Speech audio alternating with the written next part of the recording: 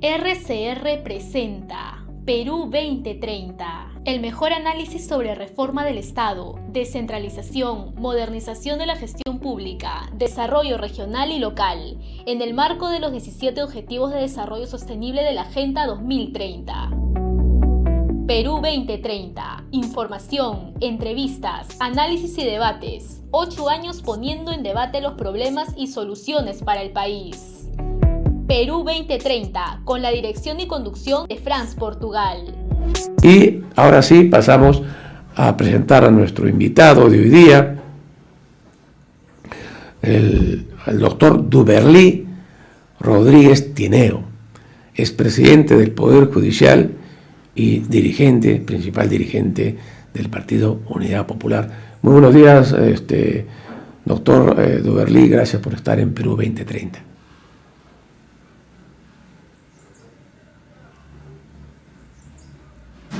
No sé si me está escuchando. ¿Me escucha usted? Sí, perfecto. Ahora. Ya, muy bien. Buenos días, mi estimado amigo. Estoy a su disposición para contestar algunas preguntas que usted tenga bien formular. Muchas gracias por la invitación. A usted, doctor, muchas gracias por tenerlo aquí en Perú 2030 en RCR. ¿Cuál sería, doctor, una primera pregunta general, su impresión de estas elecciones 2026? ¿Cómo la ve usted a partir, obviamente, del conjunto de problemas que se han presentado, ¿no?, en este proceso electoral convocado, ¿no?, y que se va a realizar el 12 de abril del próximo año? Bueno, yo lo veo con bastante preocupación porque, en primer lugar, sus oyentes de usted, creo pues que de alguna manera hay una suerte de preocupación porque hay demasiados partidos. Tenemos un promedio de 40 partidos políticos participando en estas elecciones generales de abril del próximo año. Pero resulta que de esos partidos, la absoluta mayoría son de lo que le llamamos nosotros de los partidos políticos conservadores, que en términos políticos se les denomina como de derecha, y digamos poca participación de los partidos que se le llaman de izquierda, que son los que buscan el cambio cuando hay un proceso electoral. Pues bien, en el caso nuestro, nosotros hemos organizado un partido que se llama Unidad Popular. Presentamos todo nuestro expediente el 11 de julio del año pasado, con las 25.300 firmas verificadas debidamente por la RENIEC y con 72 comités provinciales, que son los requisitos para que un partido se pueda inscribir en el ROP, que es el Registro de Organizaciones Políticas. Pero resulta que en el mes de marzo de este año, el jurado nos entrega un documento que se llama síntesis, que se entrega cuando ya uno ha cumplido con todos los requisitos para publicarlo en el Diario Oficial El Peruano. Nosotros en el mes de marzo, el 16 de marzo, publicamos en el Diario Oficial El Peruano la síntesis de nuestro partido. Pero entra una fase que se llama de tachas, y un partido de derecha que tiene como candidato a un periodista filibuster nos formula una tacha aduciendo que somos un partido de extrema izquierda, que estamos contra el modelo que está vigente en el país, que no somos demócratas, cosas que ya son conocidas. Entonces, esa tacha es declarada improcedente en un primer momento, pero ponen un recurso de apelación que le conceden el 10 de abril. Esa concesión de la apelación del 10 de abril, el jurado en el mes de mayo la declara nula, porque el apelante, que es un señor de apellido Barrantes, del partido político Avanza País de Filibusteros, no había expresado agravios y no había dicho por qué apelaba. Entonces la declara nula. Entonces nosotros le dijimos al jurado: si ustedes están declarando que es nula la concesión de la apelación del 10 de abril, estábamos a 2 días del 2 de abril, que era la fecha tope para que se inscribieran en el ROP las organizaciones políticas que podrían participar en las elecciones generales. Y porque por lo demás, nosotros el día 7 de abril solicitamos al Jurado Nacional de Elecciones que, en aplicación del artículo 96 de una ley de organizaciones políticas, se inscribiera provisionalmente el partido a resultas de la tacha. Si la tacha es fundada, obviamente el partido queda fuera, pero si la tacha es fundada, ya se convierte en definitiva esa inscripción provisional en base a esa ley que no ha sido derogada. Pero resulta que en el año 2003 sale una ley que no habla de las inscripciones provisionales, sino solamente de las inscripciones definitivas, pero esta ley, la segunda, no tiene ninguna cláusula derogatoria que diga que se deroga expresamente la primera ley a la que estoy haciendo alusión. Y tan es así que en la época de la presidencia del Jurado Nacional de Elecciones por un ex juez supremo también, el doctor Francisco Tábara Córdoba, se aprueba un reglamento de inscripción de partidos estableciendo que sí hay inscripción provisional y que cuando se resuelva la tacha, ya esa inscripción se convierte en definitiva. Entonces, en base a esas normas, nosotros solicitamos la inscripción provisional y el jurado la denegó. Frente a ello, nosotros hemos presentado una demanda de amparo que ha sido declarada fundada en una primera instancia y estamos ya en este momento para ir a la audiencia de apelación, ¿no? Para la audiencia de apelación y, sin embargo, ya esta sentencia de la Sala de Apelaciones de la Corte de Lima, que lo que está estableciendo, está confirmando la sentencia que hemos obtenido en primera instancia, lo que significa que Unidad Popular ha ganado en el Poder Judicial esta acción de amparo y el jurado ha debido inscribirnos definitivamente antes del 12 de abril. Tengo en mis manos la resolución de la sala de apelaciones que establece que se confirma la sentencia de primera instancia y ya convoca a una audiencia de apelación para los próximos días. Y entonces nosotros hemos ganado la acción de amparo, pero ¿qué pasa? El Jurado Nacional de Elecciones ha declarado inejecutable esta sentencia, vale decir, ellos consideran que estamos afectando el calendario electoral o algo por el estilo, lo que es mentira, porque el calendario electoral tiene una fase postulatoria o la primera fase, que es cuando, por ejemplo, se forman las alianzas, y luego viene la etapa de formación, por ejemplo, de candidaturas, que recién se va a hacer la primera semana de diciembre, luego viene la fase más importante, que es la segunda, que es las elecciones propiamente dichas, que serán el 12 de abril del próximo año, y viene la fase final, que es la proclamación de los candidatos, es decir, de los candidatos presidenciales y de los candidatos a senadores y a diputados. Y entonces nosotros nos preguntamos, ¿en qué manera estamos nosotros alterando el calendario electoral para que el jurado diga que ya se convierte en inejecutable? Simplemente es una decisión política parcializada del Jurado Nacional de Elecciones para dejarnos a Unidad Popular fuera de la participación en el proceso electoral del próximo año, lo que nos está obligando a hacer una alianza ya no electoral, sino una alianza política con la organización que se llama Venceremos, que tenía como uno de sus principales dirigentes al señor Guillermo Bermejo, ¿no? Y con esta alianza electoral nosotros vamos a participar en la condición de invitados o designados para el próximo año.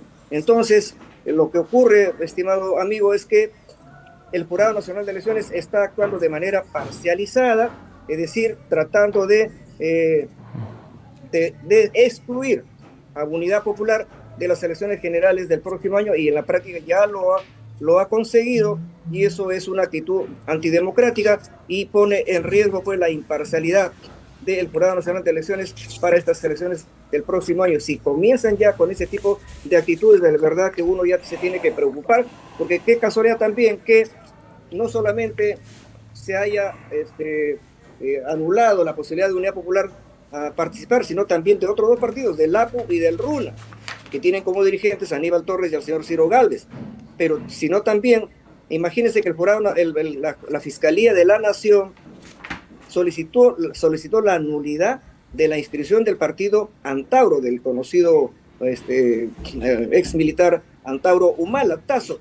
Y ahí una sentencia de la Corte Suprema de Justicia, el Jurado Nacional de Elecciones la ha acatado de inmediato, ha anulado la inscripción del partido Antauro, pero sin embargo, cuando el Poder Judicial le dice inscribe al partido de Unidad Popular, se niega a hacerlo, y entonces eso significa que hay una conducta absolutamente antidemocrática por parte del Jurado Nacional de Elecciones. Ahora bien, doctor, usted ha generado con su partido una gran disputa entre tres instituciones: el jurado, ¿no es cierto?, el Poder Judicial y el Tribunal Constitucional, ¿no? Porque esas tres instituciones han intervenido en este proceso. ¿No cree que también al aparecer este fenómeno tan particular, genera una desconfianza respecto a las reglas electorales que se han establecido? A ver, mire, yo creo que la ciudadanía y sus oyentes deben tener una información bastante concreta. En lo que se llama un Estado de Derecho, basado en el derecho, que es lo que rige la convivencia social, existen tres poderes del Estado. El poder ejecutivo, que es el que gobierna y lo representa el presidente de la República. Luego viene el poder legislativo, que es el actual Congreso de la República, que es el que legisla, que es el que da las leyes. Y el tercer poder, que no es un poder político, que es el poder judicial, que es el que administra justicia. Sin embargo, dentro de la estructura del Estado también existen lo que se llaman organismos constitucionales autónomos. Por ejemplo, es un organismo constitucional autónomo la Defensoría del Pueblo. También es un organismo constitucional autónomo la Junta Nacional de la Justicia, que nombra a fiscales y a jueces. Y también existe un organismo constitucional autónomo que es el Tribunal Constitucional. Y aparte, también es organismo constitucional autónomo el Jurado Nacional de Elecciones. ¿Qué significa que son órganos autónomos? Que no son dependientes de los otros organismos, de los otros poderes. Son como si fuera una última instancia, como si fueran los supremos intérpretes en alguna rama de la Constitución. Pero resulta que ninguno de ellos es poder del Estado. El único poder del Estado es el poder judicial. Y bueno, ¿qué es lo que está pasando ahora? Que el Jurado Nacional de Elecciones, que es organismo constitucional autónomo, pero no poder del Estado, se está convirtiendo en un poder de poderes, en un superpoder. Se ha puesto por encima del Poder Judicial porque no está acatando una sentencia del Poder Judicial, con el agravante de que ya le acabo de decir, que en el caso de la disolución del partido de Antauro, que lo ha hecho el Poder Judicial, y como ahí sí acata. Acata porque es un partido que está en el campo popular. Pero cuando el Poder Judicial le dice al jurado, inscribe al Partido Unidad Popular en el registro de organizaciones políticas, ahí desacata. Es decir, tiene un doble rasero. Es decir, cuando le conviene políticamente, el Jurado Nacional de Elecciones acata resoluciones del Poder Judicial. Pero cuando no le conviene políticamente, como en este el caso de Unidad Popular, desacata al Poder Judicial y no cumple con esa resolución. Por esas razones que incluso últimamente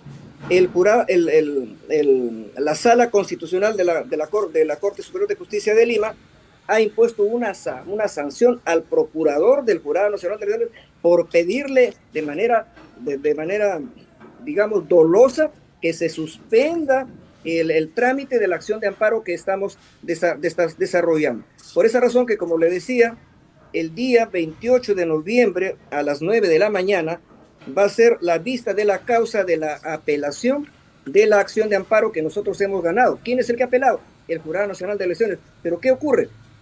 Yo tengo aquí la resolución de la Sala Constitucional de la Corte de Lima, que en 2 votos diferentes señalan que van a confirmar la sentencia.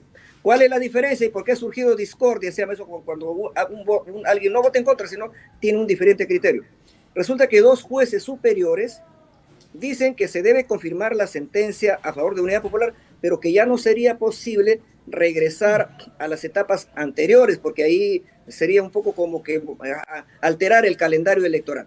Pero de todas maneras confirmando la sentencia, o sea, confirmando de que nosotros tenemos derecho a la participación política y deja salvo el derecho de nosotros para hacer algunas demandas, por ejemplo, de indemnización o una denuncia penal por abuso de autoridad contra los miembros del jurado. Lo dice claramente en esta resolución parcial que nos han notificado. ¿Y cuál es la ponencia del otro señor juez, del señor Tapia González? Que se declare fundada en su totalidad, vale decir que regresemos hasta el 12 de abril para que Unidad Popular pueda participar en las elecciones generales.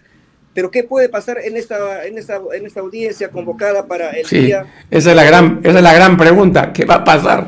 No en esta audiencia de la siguiente semana. Así es. ¿Qué pasa si el vocal dirimente se suma al voto del segundo vocal? Habría otro empate y tendrían que llamar a otro dirimente. ¿Y qué pasaría si ese dirigente se inclina por la segunda postura? Va a decir de que regresemos hasta el 12 de abril. De verdad que es un escenario nunca visto en la historia del Perú. Así ¿Por es. culpa de quién? Por culpa del Jurado Nacional de Elecciones. Y si estos jueces que van a ser llamados para dirimir se inclina por la primera votación, vamos a ganar de todas maneras la acción de amparo, pero ya no podríamos regresar al 12 de abril y tendríamos que participar, como estamos haciéndolo ahora, en la condición de invitados en la alianza electoral Venceremos. Eso es lo que está ocurriendo. Y bueno, ¿qué más ha hecho el Jurado Nacional de Elecciones? Ha recurrido al Tribunal Constitucional mediante una acción de garantía, una demanda competencial, se llama eso, y le ha dado una medida cautelar.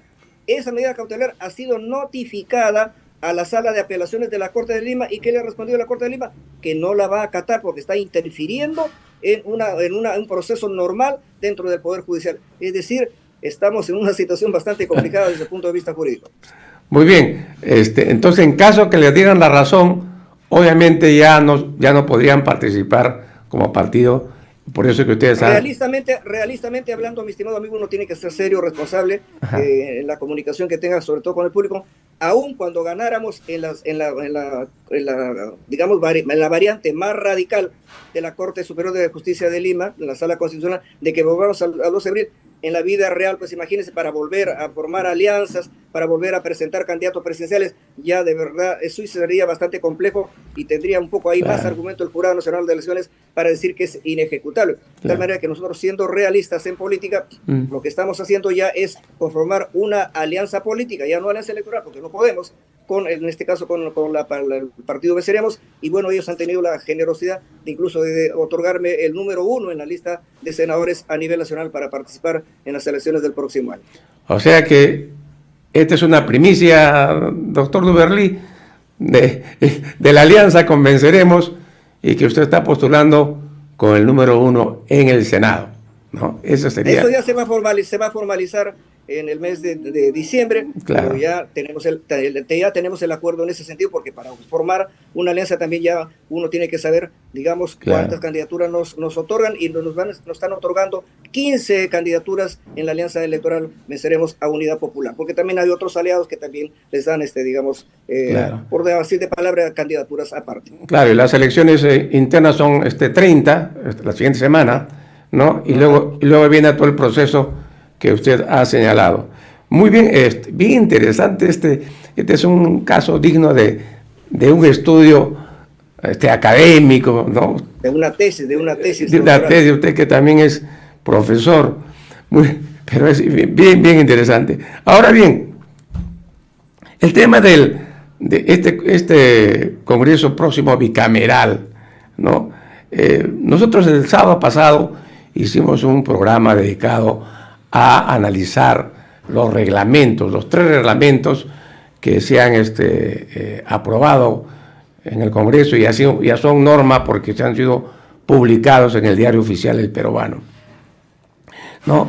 Y ahí se señalaba pues de que en la discusión que tuvimos con José Oviedo, que es un especialista en derecho parlamentario y que tiene una larga trayectoria como funcionario en el Congreso de la República, señaló de que estos reglamentos son inconstitucionales, ¿no? Porque la norma constitucional dice que quienes elaboran los reglamentos no son este Congreso que está de salida, sino la propia Cámara de Diputados y la propia Cámara de Senadores, ¿no? Entonces, un grave error, ¿no?, ha sido que este Congreso apruebe esos reglamentos.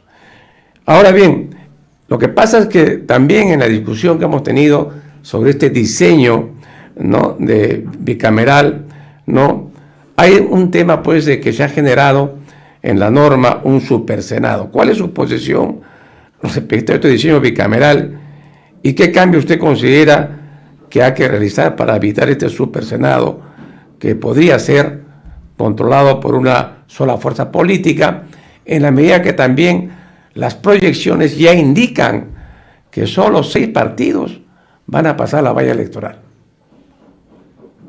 A ver, en primer lugar, yo creo que este Congreso de la República está haciendo usurpación de funciones. está actuando como si fuera un Congreso Constituyente o una Asamblea Constituyente, lo cual no tiene esa condición. Acuérdese usted que ha modificado más de 50 artículos de la Constitución del año 93. Es decir, es una cosa inaudita. Nunca se ha visto en la historia, digamos, republicana de algún país que un Congreso, que es un poder constituido, asuma funciones de un poder constituyente, que es el único que puede modificar de manera sustancial a una constitución o reemplazarla por otra. Entonces, eso en primer lugar hay que señalar que el actual Congreso de la República está usurpando funciones de lo que es una asamblea constituyente. Ahora, con respecto a que ya este Congreso incluso ha elaborado el reglamento de lo que sería la Cámara de Diputados y la Cámara de Senadores, también sería una usurpación, porque si recién se va a instituir o recién se va a conformar estas dos ramas legislativas, son ellas mismas, vale decir, la Cámara de Diputados será la que elabore el reglamento de la Cámara de Diputados y la Cámara de Senadores elaborará su reglamento de la Cámara de Senadores. ¿Por qué es que ahora este Congreso, que es unicameral, va ya a establecer de manera anticipada, ¿no? de manera prematura, lo que es propio de esas cámaras? Para información vuestra, amigo periodista, yo estuve en el Congreso de la República en el año 1985 y habían dos cámaras. Había reglamento de la Cámara de Diputados y había reglamento de la Cámara de Senadores. Y cuando se reúnen las dos cámaras, eso se llamaba reglamento del Congreso. Se le llamaba Congreso pues, cuando se juntan las dos cámaras para, por ejemplo, aprobar el presupuesto general de la República, que es una atribución de las dos cámaras y no de ninguna. Ahora, entonces, yo creo que una vez elegidos estas dos ramas legislativas en el próximo año, tanto los diputados como los senadores, una de las primeras actitudes o decisiones que deberán tomar es desconocer, pues, el reglamento que han elaborado ahora el Congreso de la República, anticipándose cuando ese reglamento tiene que ser elaborado exclusivamente por la Cámara de Senadores o por la Cámara de Diputados respectivamente. Entonces ahí se están generando otro problema, están dejando como una herencia, como una bombita de tiempo ahí, que se tiene que resolver una vez que se instale la Cámara de Senadores y Cámara de Diputados. Ahora, sobre la pregunta del superpoder que tendría la Cámara de Senadores. Bueno, yo he tenido la suerte de llegar al Congreso de la República en el año 85, cuando efectivamente era bicameral, porque así lo establecía la Constitución de 1979. ¿Quién eliminó la bicameralidad? La eliminó el señor Fujimori, con argumentos demagógicos, diciendo que hay muchos congresistas, que se gasta mucha plata, cosas que siempre, obviamente, cuando la gente escucha eso le gusta, pero eso no es real.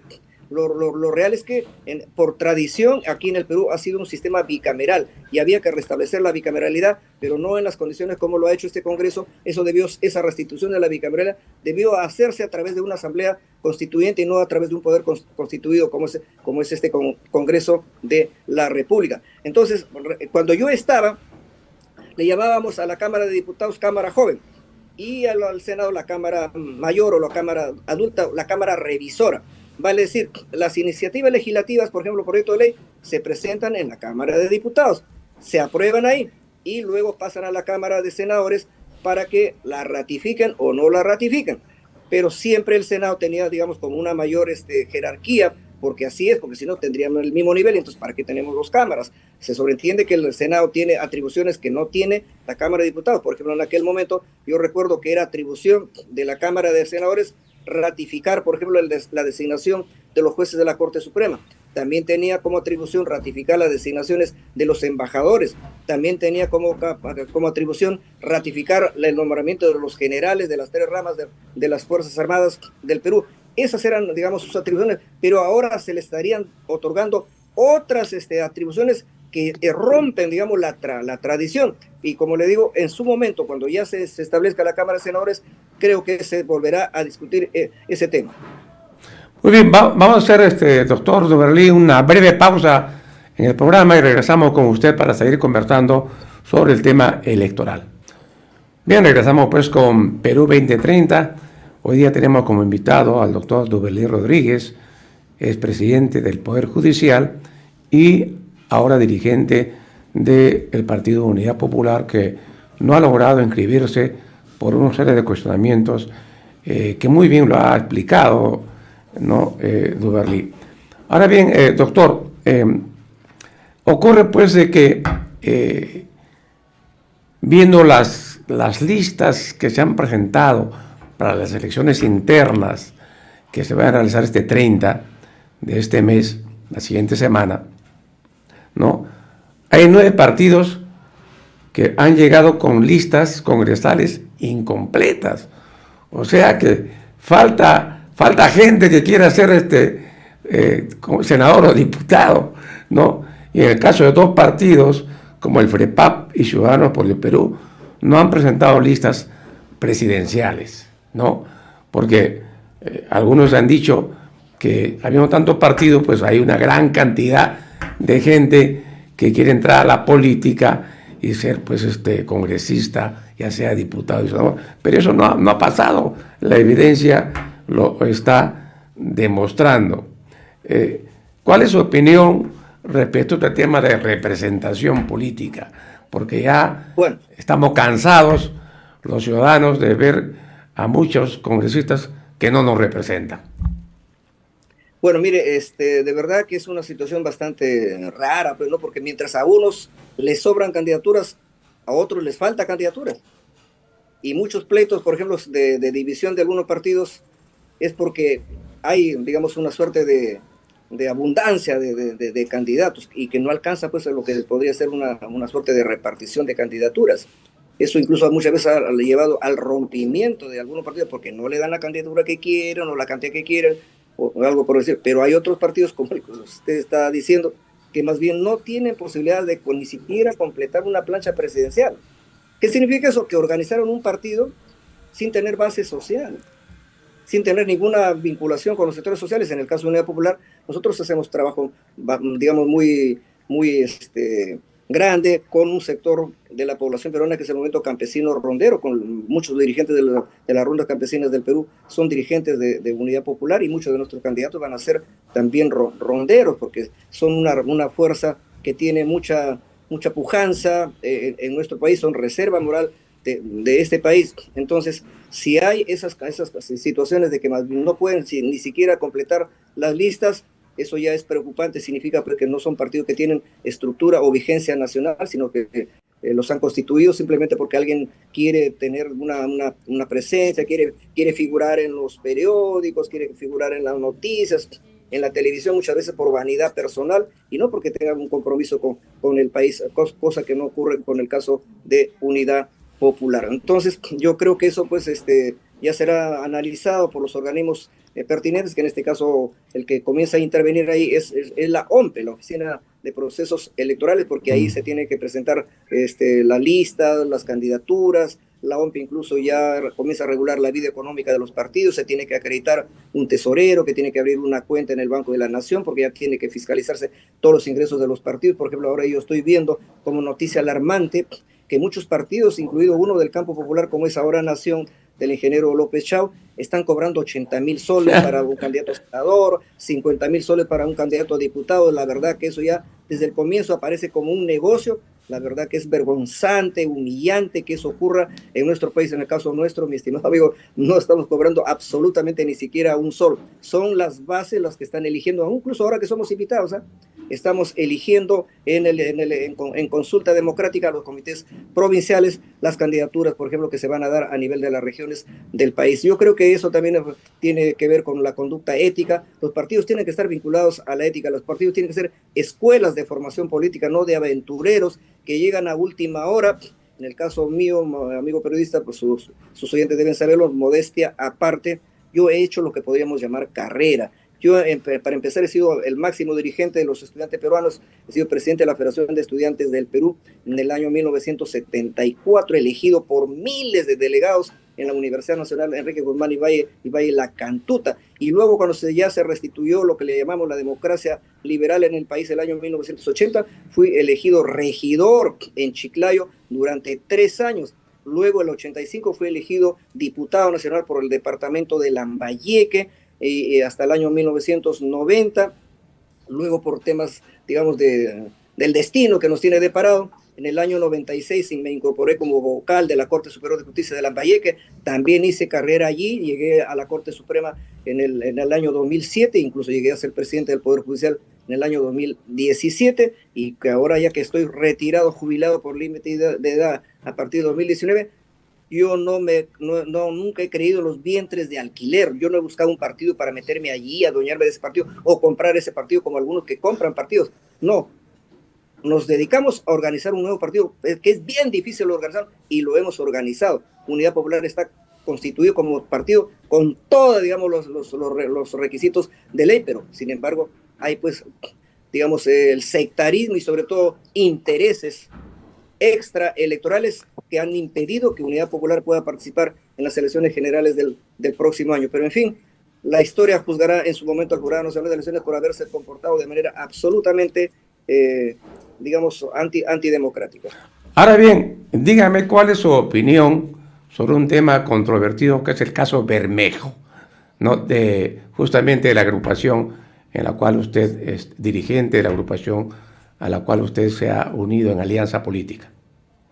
A ver, mire, yo he sido juez del Poder Judicial 23 años, ¿no? 23 años he sido juez del Poder Judicial, y me he jubilado en la Corte Suprema, presidiendo el máximo Tribunal de Justicia de la República, que es la Corte Suprema de Justicia de la República. Claro, yo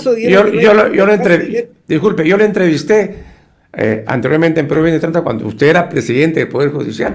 Me concedió una entrevista hace ya tiempo. Muy bien, adelante. A ver, mire, conozco bien el caso de, yo he sido juez, pues. Ajá. He visto su expediente. ¿Cuál es el cargo?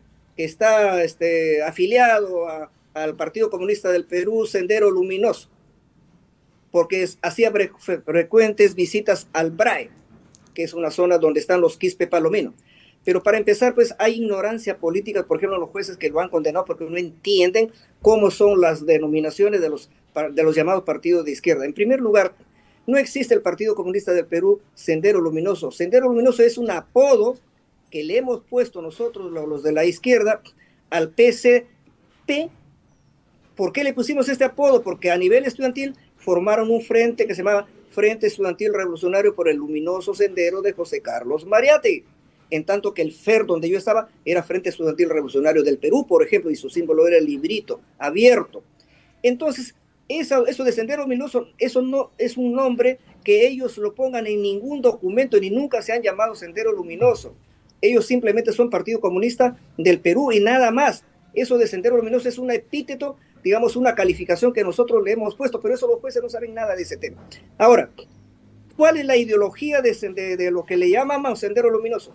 Ellos tienen, por ejemplo, como referente principal a Mao Zedong, son maoístas, marxistas, leninistas, maoístas, y conforme a esa teoría, la lucha armada, por ejemplo, se hace del campo a la ciudad mediante lo que se llama la guerra popular. Una concepción distinta es la que han llevado adelante otras variantes de la izquierda, como es la de Fidel Castro y Ernesto Che Guevara, el famoso Che Guevara. Eso se llama la teoría del foco guerrillero. No es la guerra popular del campo a la ciudad, sino que se hace explosionar un foco guerrillero y que ya luego por contagio se contagia a nivel nacional.